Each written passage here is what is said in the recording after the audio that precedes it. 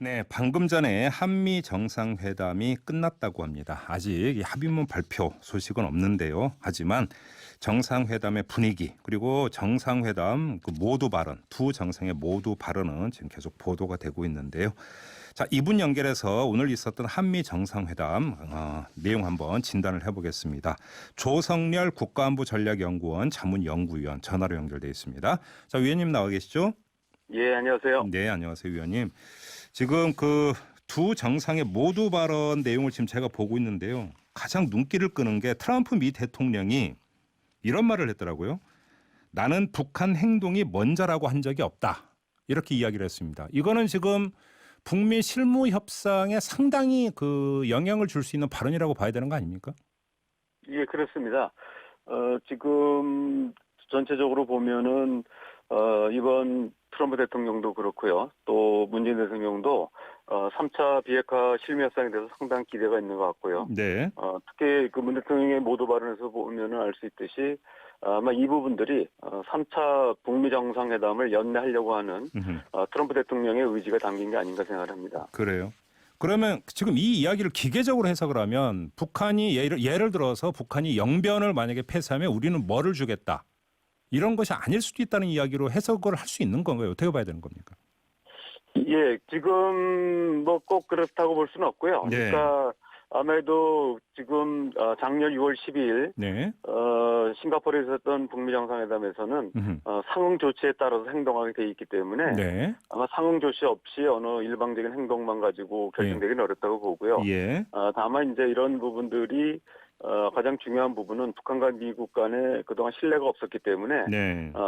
협상에 큰 진전이 이룰 수 없었습니다. 네네. 그런 면에서는 뭐 트럼프 대통령이 어떤 조건이나 이런 걸 얘기하기보다는 네. 어떤 북한에 대한 뭐 자기의 의지를 밝히는 뭐 이런 내용이 아닌가 생각합니다. 아무튼 지금 트럼프 미국 대통령의 발언을 종합을 하면 북미 그 실무 협상은 조만간 재개가 될 것이고 분위기도 나쁘지 않을 것이다. 이건 좀 그 판단할 수 있는 거죠, 위원님. 예, 그렇습니다. 지금 최선희 외무성 제1부상이 얘기했듯이 예. 9월 하순이라고 했는데요. 예. 아마 그러면 이제 뭐 9월 말이라고 볼 수 있기 때문에 예. 이번 한미 정상회담 끝난 지 조만간 예. 회담이 열리지 않을까 생각합니다. 지금 북한의 유엔 총회 연설 일정이 29일인가요? 이때로 잡혀 있지 않습니까?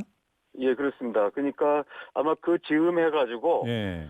이번에 아마 김명길 대미정책 특별대표도 같이 오지 않을까 이렇게 예상을 해봅니다. 그렇죠. 그러면 이 예, 자리에서 실무 협상 대표 간의 상견례와 1차 협상이 시작이 된다 이렇게 봐도 될까요? 예, 이거 아마 그 전후로 해서 예. 29일이기 때문에 뭐 28일이라든지 아니면 30일 뭐 이렇게 해서 음흠. 북미 실무회담이 이제 본격화되지 않을까 이렇게 생각합니다. 알겠습니다. 아무튼 그 미국의 카드와 북한의 카드는 북미 실무 협상에서 이제 본격적으로 나올 거니까 그 구체적인 내용을 지금 짓기는 힘들다 하더라도 자, 그럼 우리 정부가 그 미국의 어떤 그 중재안 내지 아이디어를 제공할 수 있을까? 이게 궁금한데요. 어떻게 진단을 해야 되는 겁니까, 위원님?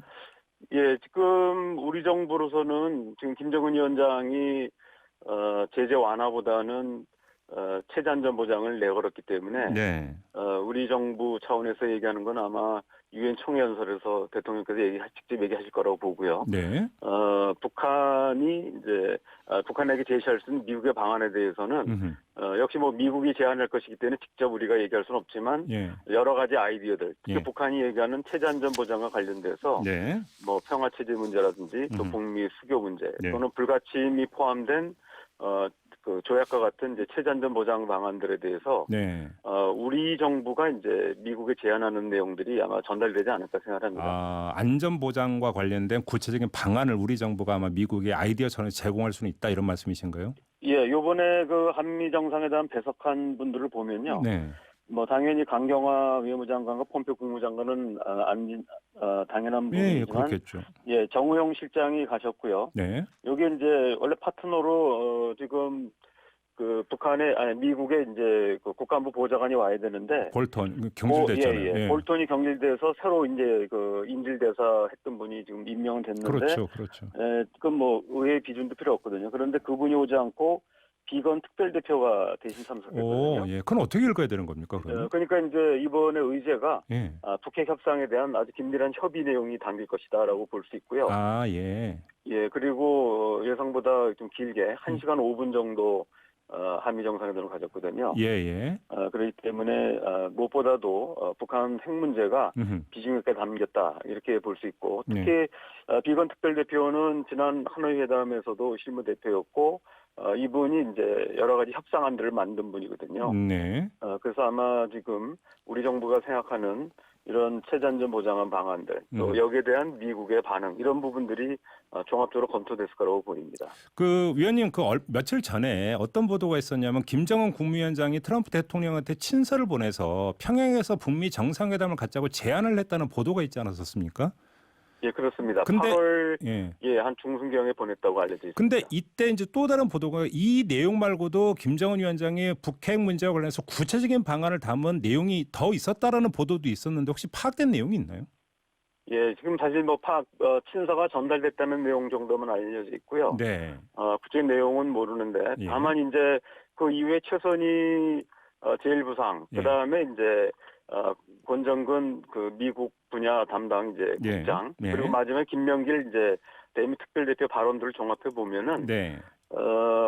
트럼프 대통령의 평양 초청과 함께 북한이 그동안 주장했던 이제 단계적 해법 문제, 네. 또 동시행동과 관련된 여러 제안들 이런 부분들이 논의된 것으로는 확실히 볼 수 있을 것 같습니다. 그래요. 그러면 그 친서 내용에 그런 구체적인 내용이 담겼을 가능성도 있다고 보시는 거고요. 예, 이게 협의하기 전에 이제 그 의사타진이기 때문에 네. 지난번 하노이 회담에서 존 볼턴 같은 경우는 일괄 타결을 원했고요. 그렇죠. 그 부분에 예, 대해서 견해가 일치 못했는데 네. 지금 북한 입장에서 본다면은 우리 이른바 이제 트럼프 리스크라고 해서 트럼프 대통령과 관련돼서 이제 핵무장까지 다 약속을 해버리면은 네. 트럼프 대통령이 재선될지 안 될지 모르는 상황에서 예. 한 1년밖에 안 남지 않습니까? 그렇기 예. 때문에 북한으로서는 이제 트럼프 1기 행정부가 할 일과 예. 그 이후에 트럼프 대통령이 재선되든 아니면 민주당 정부가 들어서든 그 이후에 할 일을 구분하고자 하는 게 이제 북한의 뜻이고요. 그게 이제 우리가 알려져 있는 이제 단계적 접근인데 네. 이 부분에 대해서 입장을 좀 분명히 한 것 같습니다. 그러니까 그 트럼프 대통령이 볼턴 경질한 후에 그 볼턴의 리비아식 모델에 대해서 아주 공개적으로 비판을 했다면 결국은 어떤 단계적 이행 방식의 가능성 여기에 합의를 볼 가능성이 더 높아졌다 이렇게 봐도 되는 거 아닌가요? 예, 마침 또 트럼프 대통령이 이제 새로운 방식, 뉴 메소드를 언급을 하셨는데요. 네. 이 부분들이 아마도 볼턴 비판과 관련되고 또 북한이 제시했던 단계론을 수용한 걸로 우리가 지금 해석을 하고 있습니다. 단계론을 수용한 것으로 봐야 된다 이런 말씀이시고요. 예, 단계론이라 하더라도 과거 육자회담처럼 쪼개기, 살라미식의 쪼개는 단계론은 아니고요. 네.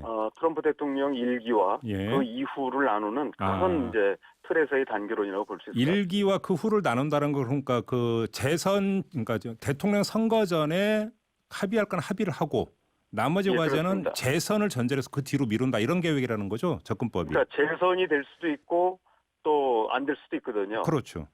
그런 상태에서 북한이 자신이 가지고 있는 핵무기에 관한 모든 정보를 내놓을 수는 없다는 거고요. 네. 그래서 트럼프 대통령 1기 동안에는 기본적으로 영변 핵시설 그리고 핵실험장이나 미사일 시험장을 이제 내놓고 네. 다만 이제 미국이 우려하는 건 핵무력이기 때문에 그렇죠. 핵무력에 대해서는 어떤 조건이 갖춰진 시점에서 포괄적 신고를 하겠다라는 약속이라도 미리 하라는 겁니다. 그래서 이 부분에 대해서는 아마 북한이 받아들여야 될 거라고 보고요. 네, 그런 네, 조건이라면 네, 트럼프 네. 대통령이 단계론을 받아들일 수 있다 이런 입장인 것 같습니다. 알겠습니다. 근데 좀 걸리는 게 트럼프 대통령이 오늘 발언 중에 어떤 대목이 있냐면 한국은 미국의 최대 군사 장비 구매국이다 이렇게 말을 했거든요. 또 청구서 내민 거로 봐야 되는 거죠, 이거. 예, 청구서를 내밀었을 수도 있고요. 네. 아마 우리 정부가 아마 자발적으로 구매하겠다고 얘기하고 그다음에 예, 이제 방위비 분담금 압력을 완화하기 위해서 우리가 또 어차피 국방 중기 계획도 있고 또 전작권 전환을 이제 대통령 임기 내에 하려고 하는 의지가 있기 때문에 조기에 먼저 내놨을 가능성이 있습니다. 그러면 우리가 지금 우리 필요로 하는 어떤 그 군사 장비가 어떤 게 있을 수가 있는 건가요? 우리가 만약에 선제안을 했다면? 예, 지금 현재 나와 있는 거는 이제 우리가 지소미아 종료를 하면서 논란이 됐던 정찰 능력과 관련돼서 우리가 이제 정찰 위성 5기를 좀 생각하고 있고 또 우리 경항공모함이라든지 또 F-15 이렇게 F-15 F-35B라고 해서 예. 이 경항공모함에 이제 장착할 수 있는 탑재할 수 있는 이제 수직 이착륙기 뭐 이런 것들이 이제 구매 대상으로 포함됐을 거라고 봅니다. 만약에 오늘 한미 정상회담장에 바로 이 이야기가 올라갔다면 이게 방위비 분담금 협상이 오늘 서울에서 시작이 되는데요. 미국의 방위비 분담금 증액 요구를 상당 부분 완화할 수 있다고 보세요? 아마 그거 가지고는 안 되고요. 지금 우리 정부는 50억 지난번 10억 달러에서 네. 뭐 최대 뭐 물가 상승을 고려하더라도 뭐 1-20% 정도 인상을 생각하는 것 같고요. 네. 미국은 5배 가량 늘어난 50억 달러를 요구하고 있습니다. 네. 그런데 요번에 이제 오늘 시작되는 방위비 분담 협상이 우리 대표가 곧 이제 그만둘 뿐이거든요. 그렇죠. 장원삼 예, 예.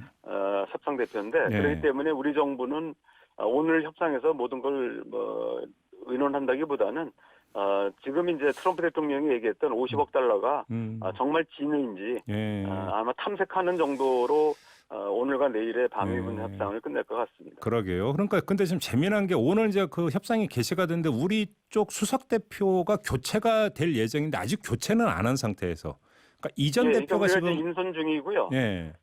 지금 장원삼 대표는 11월 달에 뉴욕 총영사로 가기로 돼 있기 때문에 네. 아마 두 번째 회담서부터는 이제 박빈 대표가 나가거든요. 바로 그 지점인데 수석 대표를 그러니까 미리 그러니까 좀 그 뒤에 바꾸는 게 우리의 협상 지연 전술 아니냐 이런 또 분석도 있더라고요. 그러니까 협상을 저도 그러니까 충분히 가능합니다. 예. 미국이 지금 기세등등하게 이제 방위비를 5배로 올리겠다라고 하는 상태에서 네.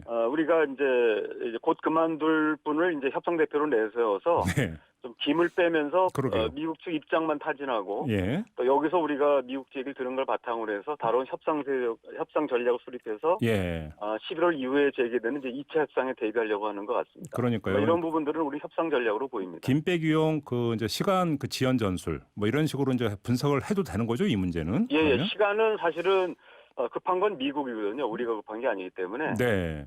왜냐하면 만약에 협상이 타결이 안 되면 내년 2월까지인데요. 네. 안 되면은 현재 금액을 일단 유지하면서 물가 상승분으로 잠정 이제 운영할 수 있거든요. 네네네. 그렇게 되면 이제 미국에서는 이제 대통령 선거가 내년 2월서부터 본격적으로 예비 경선이 시작되기 때문에 예. 좀 생색을 내야 되기 때문에 트럼프 대통령으로서는 또 서두르는 게 있거든요. 급한 건 미국이다. 예. 그래서 뭐 네. 어차피 저희가 방위 분담을 안 줄 수는 없지만 네. 그 부분들에 대해서 우리가 미국이 설정한 시간에 맞춰서 우리가 금액을 끌려갈 필요는 없다고 생각하는 것 같습니다. 근데 고약한 게 지금 그 우리가 본보기가 되는 게 일본과의 그러니까 미국 입장에서 일본과의 방위비 분담금 협상, 그다음에 나토와의 방위비 분담금 협상이 있는데 맨 첫 번째가 우리라면서요. 예, 이거 원래 이제 작년에 1년 단위로 한 이유가 네. 지금 얘기하신 것처럼 나토, 특히 이제 독일이라든지 네. 그리고 일본, 한국이 동시에 협상을 시작을 하는데 네. 지금 미국이 얘기하는 거로는 이제 우리는 약 주한미군 부담금의 한 50% 정도, 예. 일본이나 독일은 한 7-80% 부담하고 있기 때문에 네. 일단 약한 고리라고 생각해서 한국을 먼저 아마 시범적으로 협상을 먼저 시작하는 것 같습니다. 네. 아마 그런 것도 우리 쪽에서 협상을 지연시켜서 네. 이제 독일이나 또 일본 협상을 보고하려고 하는 우리 나름대로 또 협상 전술이 담겨 있는 게 아닌가 생각합니다. 알겠습니다. 짧게 하나만 더 여쭙고 마무리할게요. 트럼프가 오늘 또 이야기했던 것 중에 하나가 노벨상 시상이 공평하지 않다. 공평하다면 수상할 것이다. 이런 말을 했는데 이게 그럼 문재인 대통령과 같이 받자는 뜻입니까? 무슨 뜻으로 읽어야 되는 겁니까? 이 얘기는? 그게 아니라 이제 그 얘기한 걸 보면은 그 오바마 대통령이 이제 그 1년 차에 노벨 평화상을 받았거든요. 네. 네, 오바마 대통령이 받은 이유는 핵무기 없는 세계를 이제 제창을 했습니다. 맞아요. 그래서 그 선거 기간에서도 했고 당선된 이후에도 프라 선언을 발표했었거든요. 그래서 이거 미래형 시상 아니냐 뭐 이런 얘기가 좀 있었죠. 그래서 실제 결과적으로는 업적이 아무것도 없고 그 이후에 보면 맞아요. 올해 북핵 문제가 더 악화됐는데 예. 자신은 상당 부분 실적이 있는데도 불구하고 왜 자기더러 준다는 얘기 안 하냐. 그 뜻입니까? 그래서 이제 결국 이제 내년 2월 달이 이제 그 노벨 평화상 후보자 추천 기한이거든요. 예. 그러니까 본인은 이제 이번에 3차 북미 정상회담에서 성과를 거두면 자기를 추천해달라. 아마 이런 거를 이제 우회해서 좀 설명한 게 아닌가 생각합니다. 그러니까 노벨상에 대해서 이렇게 트럼프가 관심이 많다면 노벨상 수상 사유를 어떻게든 만들어내기 위해서 북한과 협상에서 뭔가를 끌어내고자 하는 의지도 그만큼 크다 이렇게 읽어도 되는 거죠? 예. 지금 내년 2월이 추천 기간이고 내년 10월 중에 노벨 평화상 후보가 결정되거든요. 예. 근데 11월 3일이 대통령 선거니까 야, 딱 트럼프 직전이에요. 대통령으로서는 그렇습니다. 이 선거 전략상으로도 매우 중요하다고 볼 수 있습니다. 그러게요. 네네. 알겠습니다. 자, 오늘 말씀 여기까지 드려야 될 것 같습니다. 고맙습니다, 위원님. 예, 감사합니다. 네, 지금까지 조성열 국가안보전략연구원 자문연구위원이었습니다. 이슈의 핵심을 꿰뚫는 예리한 시선, 믿고 듣는 진품 시사 김종배 시선 집중.